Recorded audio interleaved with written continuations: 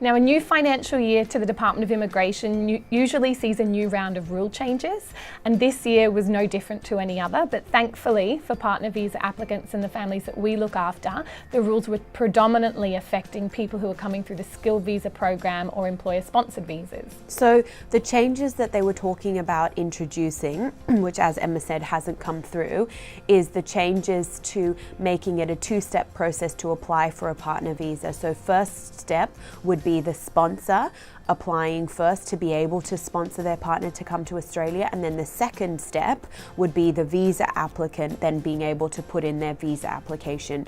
Now the reason for this is that Australia is concerned with Australian permanent residents or Australian citizens sponsoring their partner to come to Australia or to live with them in Australia when they have a significant criminal record, because they want to protect the visa applicant. So those changes are not likely to come into effect until next year, but we should still keep our eyes and ears open just in case those changes get passed through the Senate.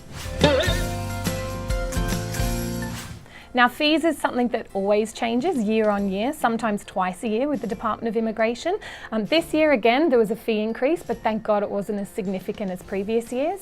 So the partner visa, the main applicant charge has increased by about $150, which brings it up to $7,000 even. And the same has happened with dependent applicants. If you're lodging online and you're using a credit card, an Amex card or a Visa card, then it will be slightly higher than $7,000.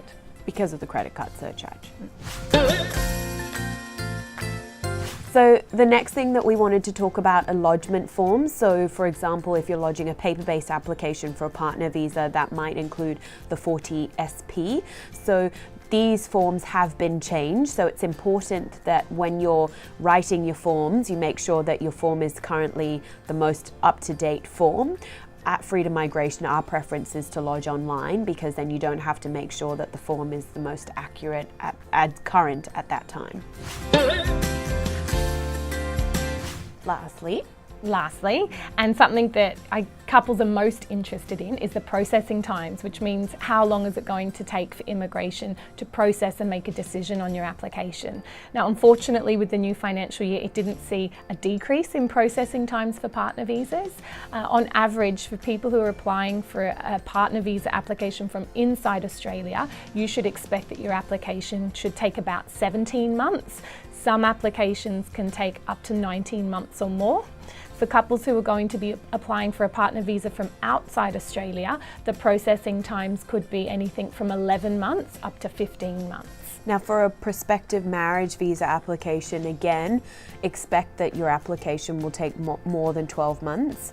Now, it's not all that bad news in terms of overall changes to the partner visa process, but obviously delays in terms of processing times will have an effect naturally on people. So it's best to have the application as well prepared as possible in case immigration they're ready to make a decision as soon as possible.